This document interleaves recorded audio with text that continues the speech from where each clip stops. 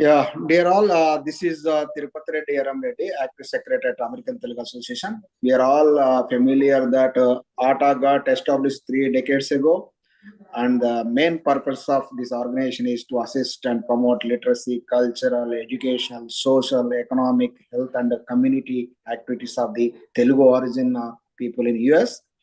It's our practice to conduct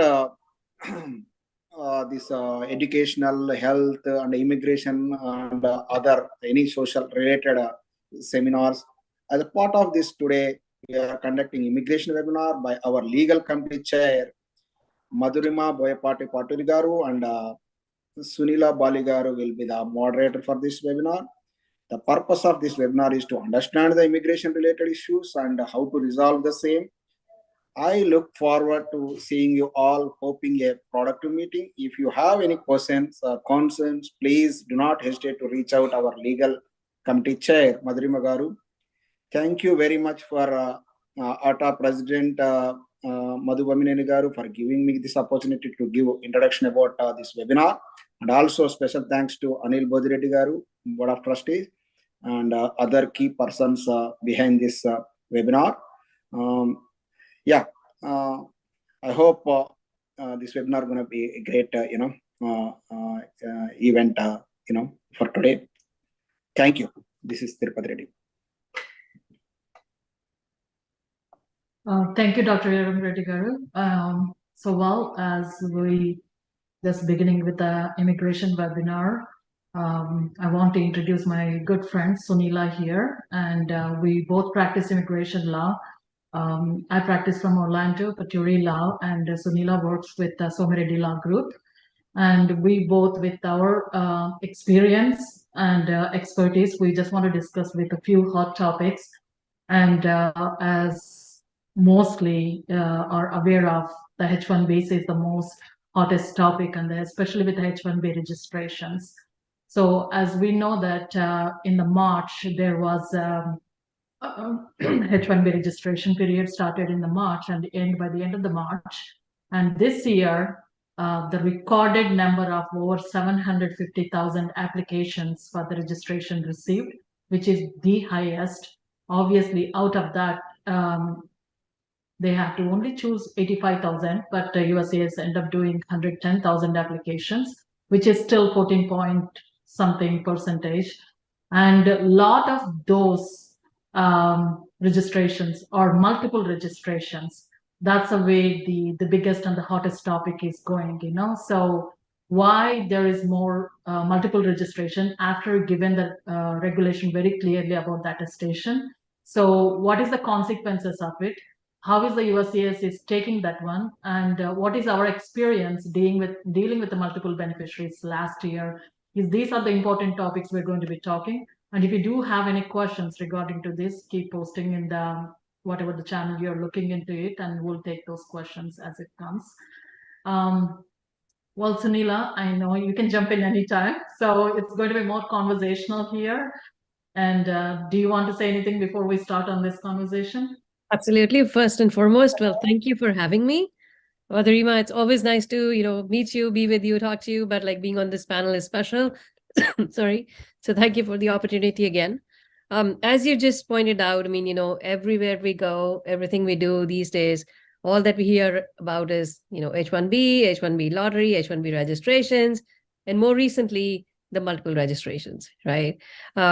What is really happening is, for the past few years, since the lottery system started, the registration system started, a lot of people and employees and employers both are trying to maximize their chance, to make it H-1B and be in the country and live the American dream. But the reality is a little bit different than what everybody aspires to be a part of. There are only 60,000 visas available for H-1Bs and another additional 65,000, and then another 20,000 for people who have a US master's degree. And as you correctly said, Madhurima, the total is 85,000, but the number of applications or the registrations for the H-1B being received are enormous, and as a result of that, the lottery system started where, everybody earlier would file their application, and USCIS would select the 100-ish, 100,000-ish, and then the rest would just have to be left. But then they started the registration process where they said, you don't have to file the H-1B first. Send us a registration that you want to file. If your registration is picked, then you file, saving the employers the work and the cost hassle. But that's where we are, 2023, and the USCIS has received well over 800,000 applications this year, which is like 10 times.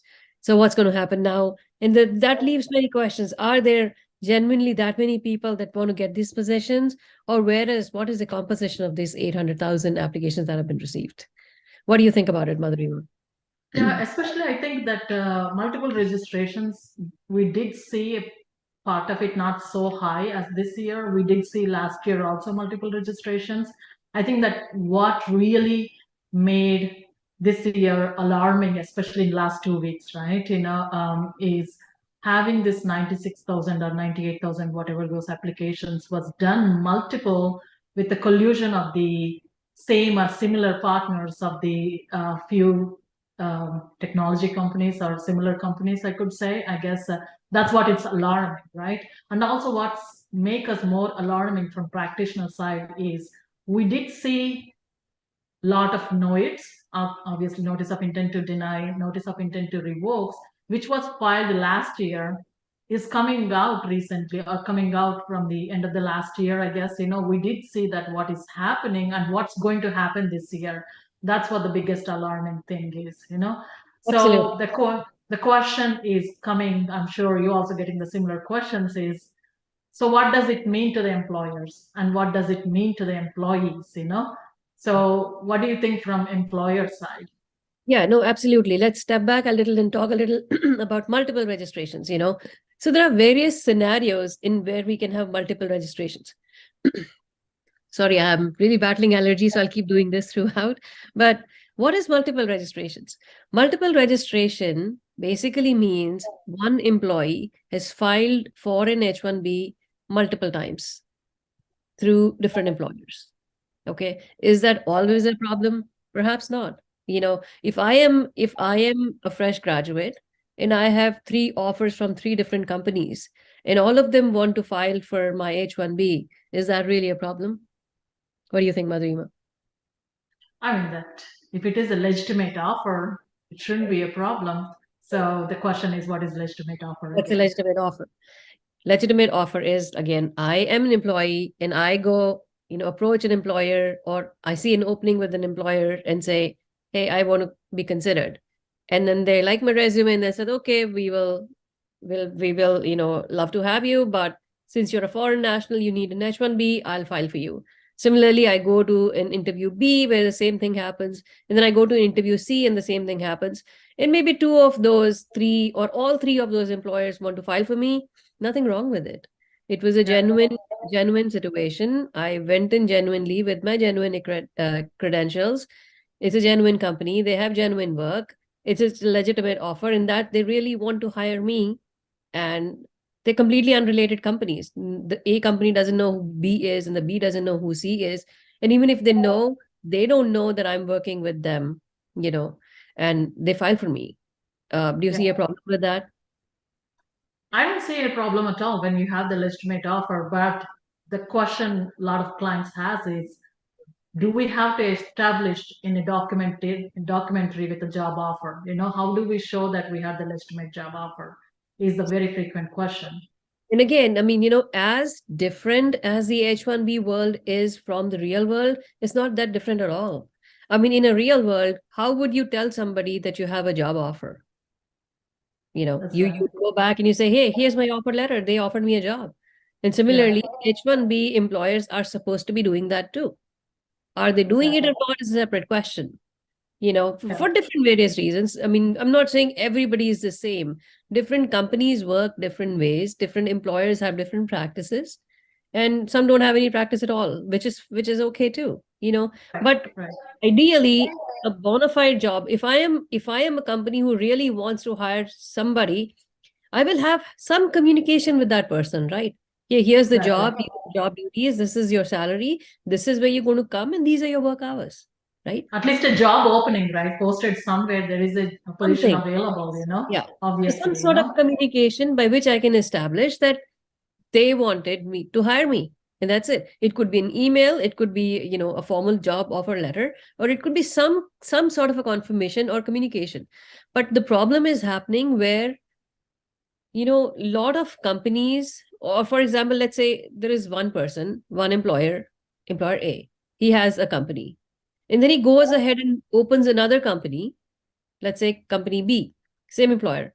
Then he opens a company C. And the only reason he is opening these companies is because if he finds somebody that he finds attractive to, bring into the H-1B pool, whether he is in the United States or many cases in, outside the United States, mostly India for our reference. Sorry.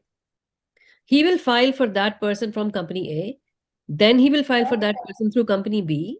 Then he will file for that same person through company C. All of these are his companies. Yep. This is a scenario which we are focusing on today. Is that right? Yeah, the topic is right. Is that a right practice? No, obviously not. You're only thinking about how to game the whole thing, how to improve the chances for your own company, to maximize his person's chance, basically. Exactly. If he doesn't get picked through company A, let him get through B or C. And then, but it is not fair to the system. You're changing the whole system of it. It's not fair. Obviously, there is no jobs available for 800,000 applications when we all know that it's only 80,000 applications out there. And I know that in the Congress, we've been talking for the years that they want to change the numbers, the capacity itself, but still, we are still at 80,000, and it's what, 800,000 applications. It's not practically happening. And people are misusing the system, not everybody, again, right? So there are the legitimate offers, as we discussed about it. But what we are focusing today is how these people are colluding, how they intentionally trying to game the system is what we need to do. And what kind of the charges, how do the employers, or let's go back, I guess, based on experience from the last year with all the intent to deny, intent to revoke, based on that, how do you think, or what is the charges the employer will be facing it? Right. So when these employers are submitting registration, they actually are signing, and they it's sort of under oath. They're saying, under the penalty of perjury, I attest that all of this is correct, and there's a genuine offer, and all of that, right? So you basically telling them that you're doing this in good faith, you have a legitimate offer, in that all is good. I mean, and so basically what happens is, when you're signing that, you are telling the government that this is true. But it's actually not true, right? And that's what the government is coming back after you for. They basically saying, you attested and you signed under oath that whatever you're telling is true, but actually it's not. So what are the consequences? So what we are charges, or your office is getting, I'm sorry. Yeah, I mean that, especially when you say perjury, it's a criminal charges, obviously, Exactly. Right. So you're basically lying to the government, and that is, can get pretty serious pretty quickly. So what are we looking at, really? Has something happened?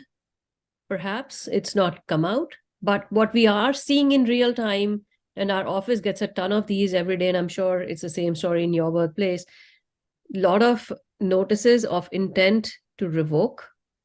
That's basically just saying, hey, we looked at your application, but we got 5 more with similar data, the same applicant or the same employer. And it seems like all of the companies that you registered through are colluding, either under your flagship or people that you know and work very closely with. So basically 3 friends opened 3 different companies, and through those 3 different companies, they rotated like 90 people.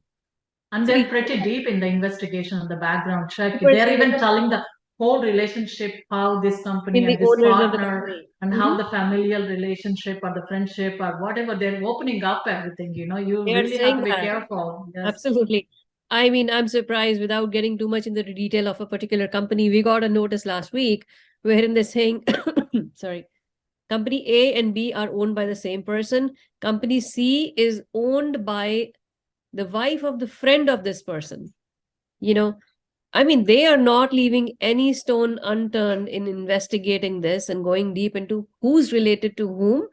The office addresses are the same. The person who designed your website is the same, Yeah. and how come these same pool of 30 people are going through all of you? Oh, So yes. it's Yeah. pretty slam dunk clear. I mean, it's not even, there's no room for doubt. Right. Any person looking at this will be able to make out there is some sort of a scheme here, right?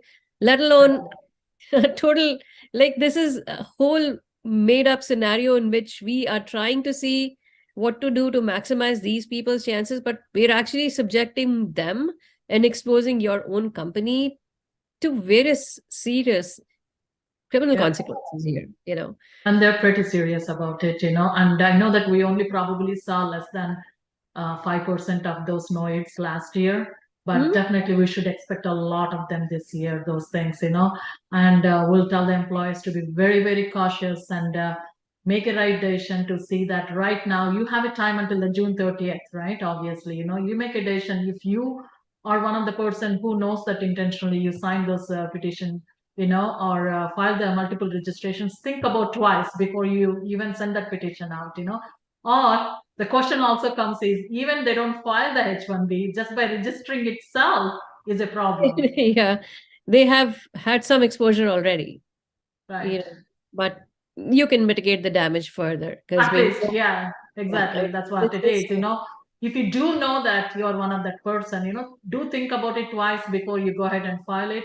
And by the way, the deadline is by June 30th, so yeah, I guess anything else in regarding to the multiple no, again, registrations? just a little recap. If you think, so there are two parties here that we're addressing, right? One is the employer, one is the employees, right? We've talked about the employers. If you're an employer who has either on your own or in collusion with other companies or friends or partners done multiple registrations for a common set of people, it is time to rethink your strategy. It is time to rethink the security and safety of your company, as well as the future of those people that you're bringing in. Now, if you are an employee who is in this situation, and Madhurima, it's funny that we have people coming to our office who tell us, hey, I filed this H1, this H1 got approved. I was in India, I went for stamping, I got my stamping, I came to the US, I've been working for 4 months, and suddenly I get this notice that the USCIS now intends to revoke.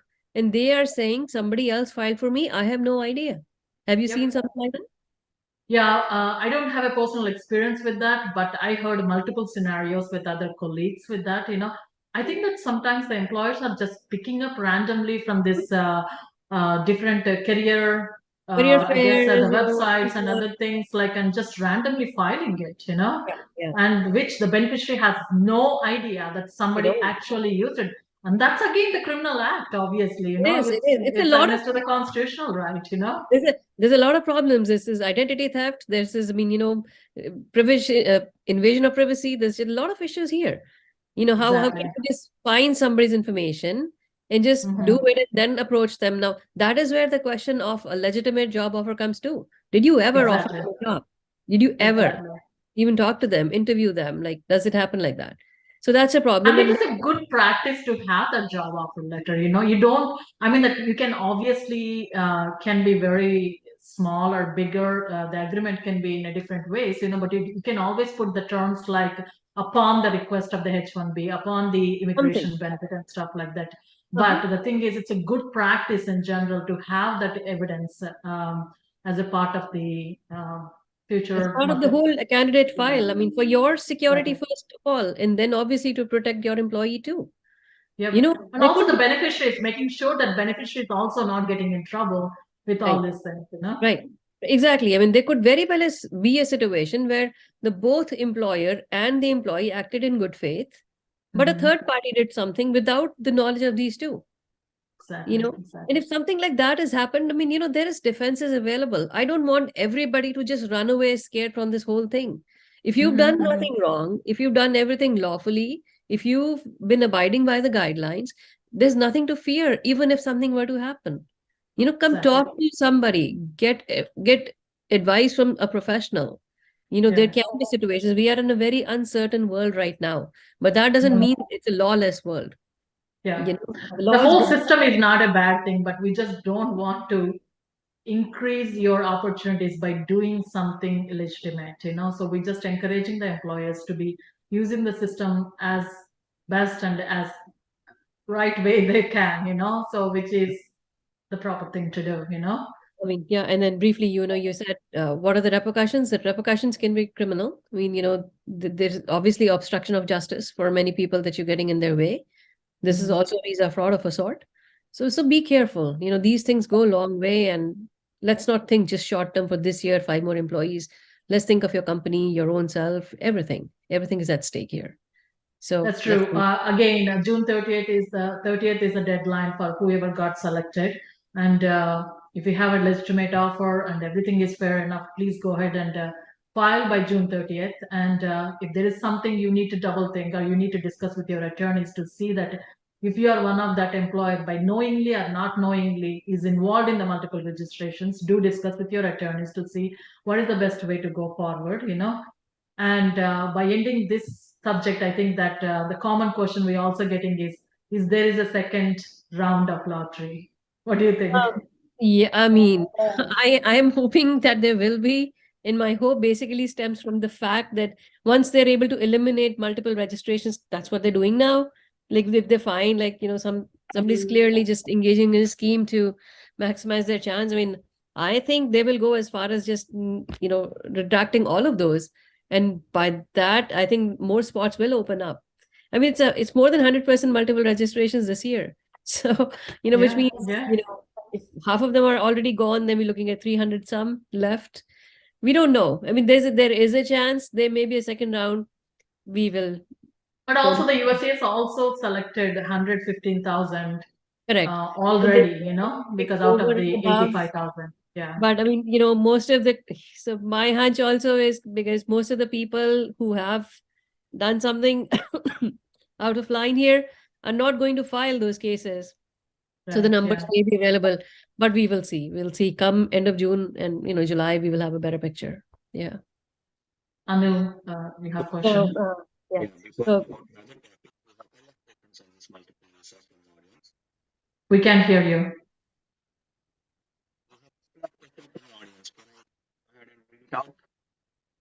I think there's a technical issue in the audio. We can't hear you. If you want to type your question some way for us, then we'll be happy to take it. But again, for the audience, if you have any questions regarding multiple registrations, H-1B lottery, everything that's current right now, please let us know. We'll be happy to take care of that. But Madhuri, parallelly to this whole H-1B situation and the registrations, we're also living in a very uncertain economic world right now, right? With the recession, everybody talking about unemployment, H-1B tech industry, so many layoffs. Of course.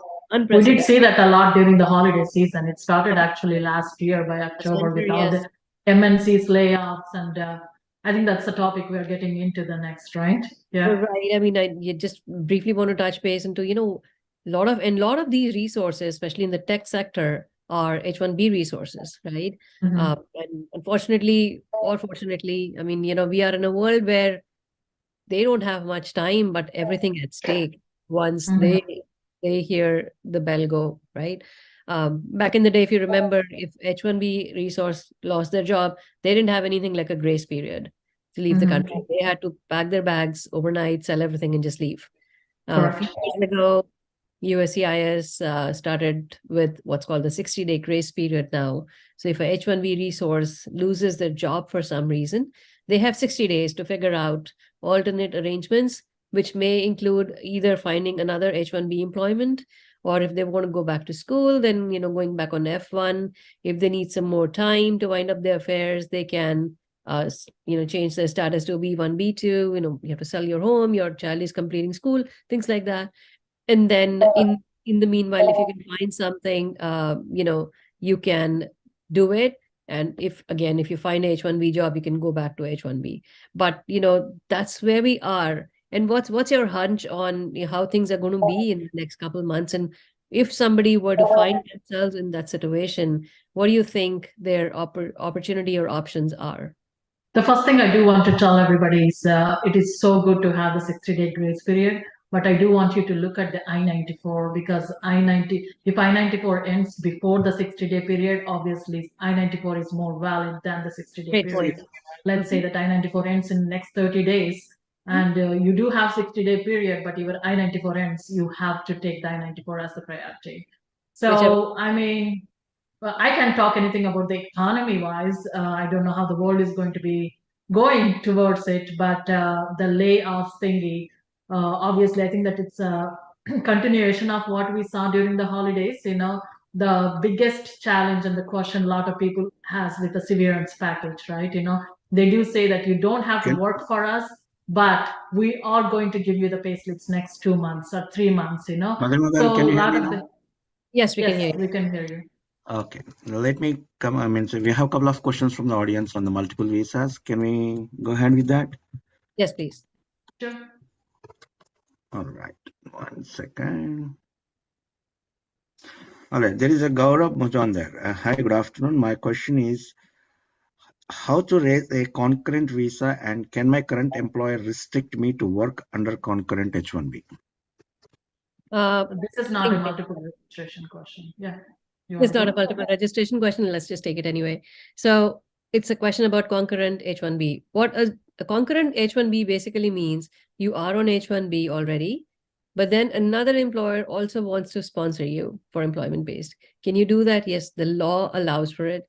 Now, can your H-1B employer restrict that? Legally, perhaps it's a gray area. You know, they do control your employment as far as that particular employment is concerned. Can they restrict you? I don't know what your employment agreement is like. You know, is there something in the employment agreement itself that's restricting you? If they ask you that you can't hold multiple offers, maybe that will come into play, and then we have to see how. But as far as law is concerned, if you legally on H-1B and another employer is willing to do H-1B for you, you can hold a concurrent employment with them. All right, there's one more question from Mr. Vijay. He says, my H-1B visa was revoked due to my employer filed multiple filings after NOIR. Waiting for a revocation letter, not sure how many days I can stay in USA. Any legal advice for me? My employer not responded for NOIR allegation was related companies. So he's saying after revocation during grace period, can I stay in payroll until last day of grace period? And what are my rights when I am unaware of multiple filings on my behalf? How to prove my innocence? Right. Unfortunately, thank you for a great question. Unfortunately, that is a situation many employees, finding themselves in. That's what Madhurima and I were just talking, right, Madhurima, where this Yeah. employee is completely unaware. Now, this poor thing is completely unaware that another employer actually filed for him through either his company or a friend's company or something like that. If you are very Unfortunate. certain, yeah, if you're very Well, certain that you had no knowledge, and you know, if once the investigation opens and nobody's going to find a document that you signed or a communication between you and the other party saying, yeah, go ahead, file for me for this company. If you're very sure, I mean, you have avenues. I encourage you to email us and let's discuss this case offline. But for general information, I would say if you are somebody that's innocent and has been caught in this trap of multiple registrations without your involvement, you have rights here. You know, you can go after those employers for many different things. You know, but first of all, again, you know, be very sure that that's where you are, that you were completely innocent, you had no idea, somebody did it without your information, without your knowledge, without your consent. And if that's the case, then there may be remedies available, but do contact us offline. yeah. All right, And I that's think all that from he my. also has a question about the current status. Can he stay for longer? Go ahead, Madhurima, you want to take that? I think, I mean, that it's only notice for intent to revoke. It's not the final denial copy yet, you know? So once you have the final denial copy, I don't think so the real 60-day grace period really works at that point, you know, because there is no status for you to use that 60 days grace period. But in the meantime, before you get the denial, you do want to reach out, as Sunila mentioned, to one of the attorneys to see that if you are a student already or you did had an OPT, and you end up selecting one of this H-1B without knowledge, it got into the notice of intent to revoke, maybe there's a possibility of doing something about your status. But if you do get the denial, that means that you probably not have much chances to use the grace period. Yeah, so it depends on what your status was. If it's a notice, again, just recapping what Madhurima said, if it's a notice of intent to revoke, it's an intent to revoke. The revocation is not final yet. Sorry, the decision is not final yet. So you have some time to figure things out, but you got to act fast. Yeah. All right, Madhurima, let's Do go you have back. any more questions, Anil, or we can continue? No, you guys can continue. Okay. So I know one other question is there is so many processing. Do you want anything to wrap up on the layoffs? Basically, no, just that. I mean, if you laid off and you were an H-1B employee, what day controls, and there are three things interplaying here: the severance package, the 60-day grace period, when does it start and end, and then one is when Madhurima brought up a very fine tip about looking at your I-94. Even if you are laid off like today and your I-94 expires in a week, 60-day grace period does not hold. So if your I-94 is already expiring, that means you're almost at the end of your term anyway. If you've not filed an extension or if it's not been approved, then the 60-day will not apply. Secondly, if you've been laid off and you've been given a 90-day severance period, for example, the layoff actually starts from the day you were laid off, not the 90th day of the severance package, because severance package is not the same thing as holding that job or that status. Because there is no employer-employee relationship at that point. You don't have the work product going on. I know people like to comment, and there are the different attorneys are given a different way, saying that there are pay slips. They do show the employer-employee relationship, but you also have to think about other requirements, like actually, do you have the work requirement there? Are you holding a work product? These are all things that are also very important to make that decision. Are you really working, or are you only getting paid? And are you actually getting paid, or is it a severance that you were given because you lost the job? So those are the real-time questions. Great points, Madhurima. I think we can move on to the next section, unless, again, if there are any questions, please let us know. On 60-day grace period, multiple registrations, again, we're just wrapping things up as we move forward and, want to take Well, everything. the processing times with the USCIS is still ridiculous, especially with all the 485 spending, EADs and travel documents, I guess. And the visa bulletin is not helping anything with the retrogression constantly from last few months. Right. So obviously there is ways you can get the EADs or even the AP, right? A travel document. If there is an emergency reason, or if there is a hardship and emergencies, that how to contact the USCIS and get these benefits. So what are the requirements when it comes to employment authorization? How can we prove that there is a hardship to receive the employment authorization either faster, or we can apply based on the hardship?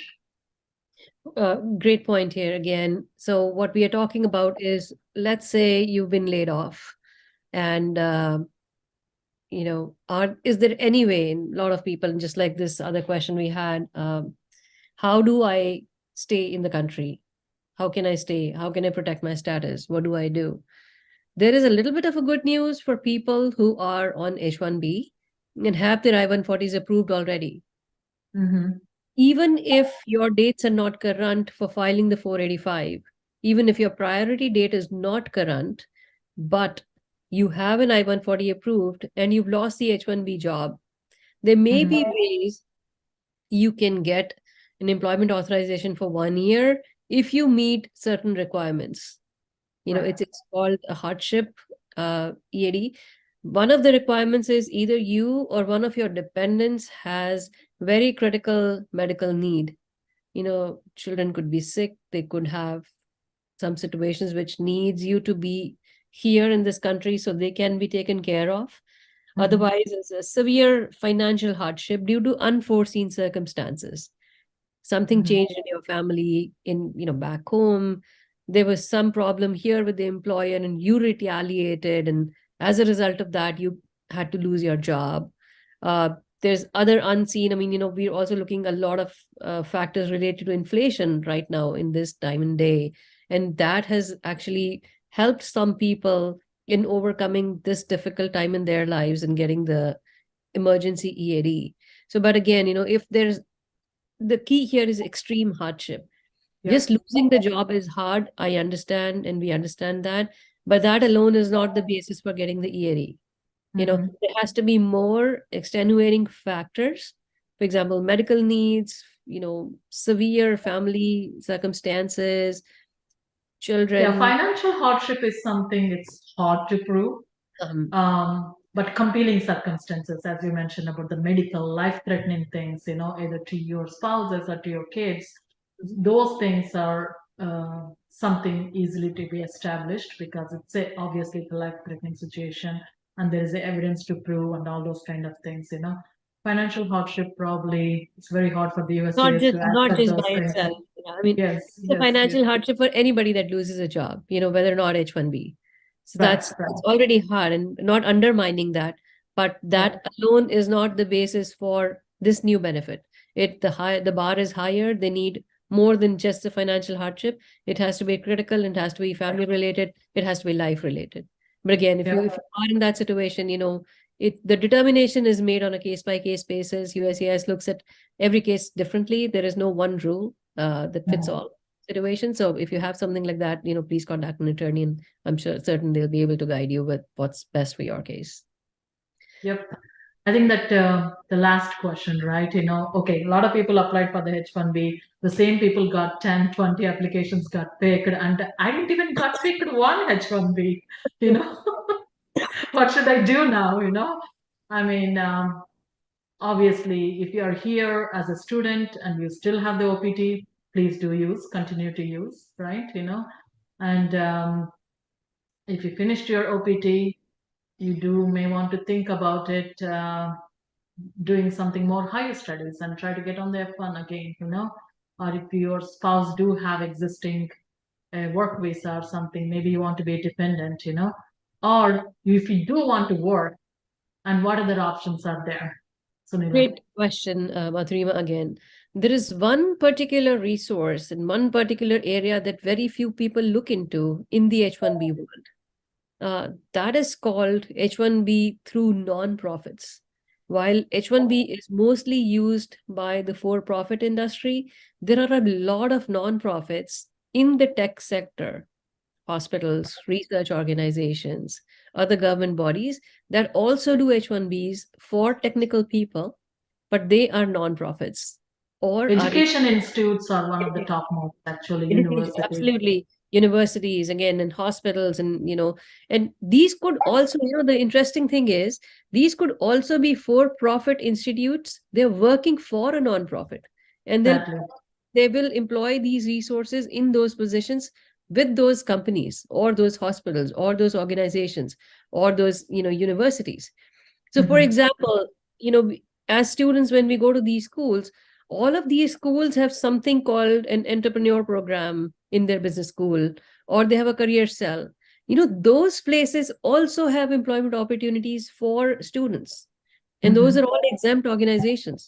Exempt meaning they don't have to go through the cap. So if you were somebody that went through the H-1B cap but not picked, and then you still are here and you want to get into the program, or you want to get employed with one of these entities can do your H-1B too.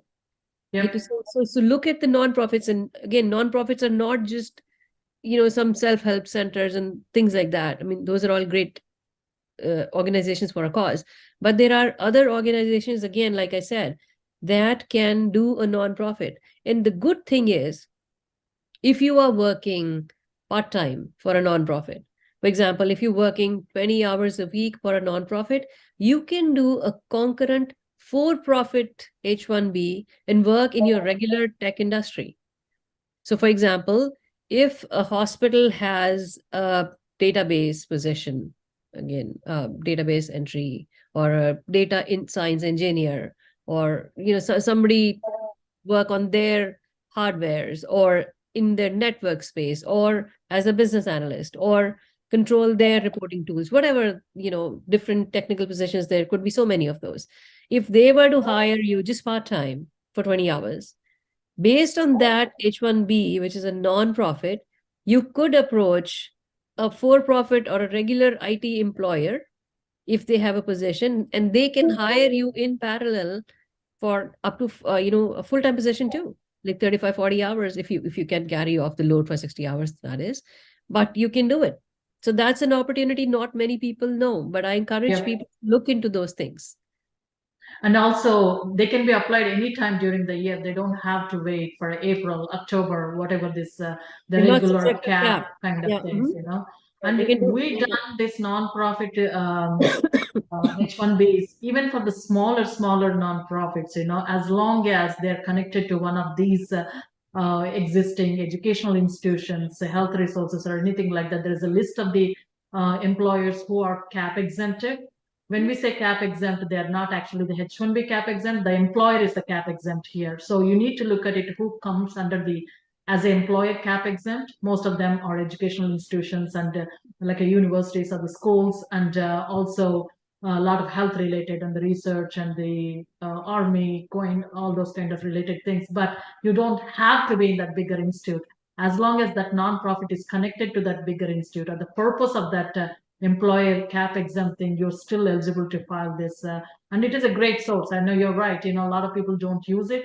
And even the employers are not aware of it, that they can able to hire these people on this basis, you know. Yeah. But That's so really that, good option, and then yeah. there, also depending on your nationality, if you're another country, I mean, there's like options like E2, there's options like E3, there is TN, there's H1B1, depending on where the individual is from. Singapore and Chile nationals, for example, it can do the H1B1, and then Yeah. Australians can come in on E3, Canadians and Mexicans can come in on TN, and things like that. And And a lot of people may be working for the same employer outside the country, you know. And if you didn't get picked in the H1, maybe look into the L1, you know. It's not, people think that L1 is only meant for the MNCs, you know, that's the other thing, you know. So L1 can be done for the smaller companies. There is no restrictions or the requirements for it, you know. And we've been doing this from last 10 years. Actually, most of them are the smallest companies, the employees who are less than 25, you know. And just because it was used by blanket L1 with the larger companies, it doesn't mean that you are not eligible for the individual L1B for any kind of the company could do that. And Yeah, which is I do encourage that one, because that's the other good route to stay longer, and also maybe possibility of changing to L1A, EB1C. There is all good options, you know, you could always think into those kind of things. and a faster green card there, right? Oh yeah, exactly. Ultimately, that's the goal for most of these people. So yeah, explore options. Don't give up. H1B is not the end of the world. It's a great way. It's a great path to be on. But if you don't make it, that's not the only way. So there are Yeah. options. So again, I encourage you to get advice, spend that time, spend that money talking to a qualified attorney, and get your options correct. I think it's worth it. Yep. So Anil, do we have any questions? Not sure. Okay. All right, then, just wrapping thoughts. Basically, again, end of the H1B, we're going to get crazy. Before we wrap up, and Sunil, I want to pick on something. So Sure. how is the situations with the 221Gs at consulate? I wish I had a good answer. I know it's a big topic, but just wanted to touch base. Do we see reduction in the 221Gs, or how is it going? For the past few months, we've not seen as many as we did in last fall and winter. It could also just be because not many people are going now, because all of the ones that, had their lotteries picked last year prior to October went, and that's why we saw a whole influx of those kind of things. And it has tapered down for multiple reasons. I mean, there have been a few rulings, against the USCIS. The whole client letter, vendor letter requirement have been shot. So even consulates who were still asking for those documents despite the rulings are now being, given a hard time by the government. There is a lot of federal litigation in this area as well. A lot of the consulate decisions are being challenged in the US federal courts, as a result of which these consulates have had to come back within the specified timeline and issue decisions, and can't act as arbitrarily as they have been in the past. So a lot of things, I mean, I think a reduction of those kind of cases itself, the new rulings, and better and improved light of law has all helped in kind of at least for us seeing those kind of things reducing a little bit? Have they gone away completely? No. I also see that the wait times are getting a little bit better. More appointments are becoming available now as compared to last year, where we were waiting like, 2 years and then had to go to a third country for stamping and things like that. So not seeing it as crazy now, but what has been your experience? I did see the reduction in the 221Gs for sure, but I'm also seeing the weirdest things sometimes, So especially the people who got picked a couple of years ago for the lottery, right? But they couldn't able to go either because the dates are not available or because the work is not available or the employer is not ready to bring them right away. We do see that 221Gs is saying that are they still working with the same client? Is there any changes? Things like that, we do encourage the employers to file the H-1B amendment if there is a changes, obviously, things like that. But there's definitely reduction of the issuance of the 221Gs for sure, But I don't think so it's completely gone away, but we still receive them, but definitely a shift in those numbers, which is a good thing. Yeah. Let's Great. wrap up on this, and I guess as regards to the multiple registrations, I mean that the system itself was good, but somehow it ended up having the recorded number and the multiple registration collusion and all those kind of things really made to start thinking about it. And again, the deadline to file who got selected is June 30th. If you do have a valid job offer, please go ahead and apply. You don't have to worry. Not everybody has to be concerned about this thing. But if you do have a concern and if you know that by knowingly, not knowingly, you're involved in the multiple registrations, please do talk to the attorneys, to see that that's something you wanted to go forward or no. As Sunila and me, we both agreed that, yes, knowingly you did the registration and you've done some damage, but you can control the rest of it, So that's my takeaway. You talk. No, I agree. I think you summed it up beautifully. Again, it's an unpredictable world. And I think the first thing we need to watch out is for your own security, your own safety. If you're a company, then your company's safety and your future as well. Let's not be pound foolish and penny wise and pound foolish. That's what they say. Let's not think short term. Let's not think of this year. There is lives involved here. And let's be compliant. Let's be ethical. Let's build our businesses ethically. And that's the way to go. And let's save the system, right? And I know that we all agree that 90% of H-1Bs was used by most of the Indian nations. It's our community. We grow as a community. We develop an economy in this country, Let's keep as long as it is, I mean, that just because we play multiple, it doesn't mean that you're going to have multiple offers, The valid offer is very, very important, How you practice your business also has to be rethink. And it's a good practice for the future. Absolutely. And yeah, the 60-day layoff thingy, most important things is look into your I-94, look into your severance package, and play around the 60-day grace period. And see what your options are. Do you have a spouse? Do you have family? Do you have other ways? You want to go become a student again? Things like that, whatever you do, again. Do not hardship waiver, even though you don't have the AOS pending, which is adjustment of status, and just you have the I-140 approval with your H-1B laid out, you can think about having applying the EAD with the hardship, but it is very, very hard and very high bar for this to get into that, but if you do have somebody who is going the compelling circumstances and you can able to prove it, you can definitely try it. Absolutely. And I guess that's all. Yeah, and the last not the least, H-1B is not the end of the world. Look at other options. There are other ways to get in here.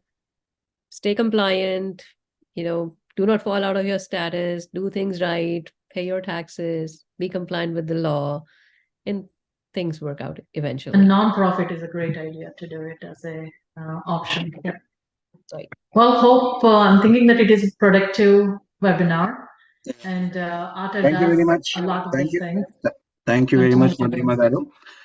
It means a lot for Atta community for coming up and giving your suggestions and enlightening the Atta community over here. And it means a lot for Atta. And a couple of people asking for your contacts so that they can contact you guys offline. So if you guys want to tell your phone number or email ID, it is okay. I encourage them to go to our websites paturilaw.com and somireddylaw.com, I guess, Sunila, is that your Yes, website? that's correct. And my email is info@somireddylaw.com, and Madhurima, I can give yours if you want. Madhu@paturilaw.com. Yeah, the previous question Vijay asked, like, it looks like his I-129 is already revoked. Already revoked. Finalized. Unfortunately, there's no other. Yeah, there's another guy also asking the same question, Mr. Ramesh, and he's also in the same revocation, and he got revoked already. Now still he's asking. And this is a great questions, and these are realistic questions, none of the beneficiaries thought about it, and which is a great thing. I'm glad they're coming and talking about it, which is very, very important. And this is why the new selections needs to rethink before they file the petitions. All right. Once again, thank you very much, Madhurima Garu. And Madhurima Garu is our legal chair for ATA, as well as Sunila Garu from Swami Reddy Law representing. So thank you very much for your time. And Dr. Eram Reddy Tirupati Reddy, our Joint Secretary, for giving an opening note. And all ABR crew, Mr. Naveen and all other technical crew, thank you very much on behalf of ATA. And I appreciate our President Madhu Bomineni Garu and the Executive Committee for initiating these type of shows for the sake of ATA community to enlighten them. Thank you very much.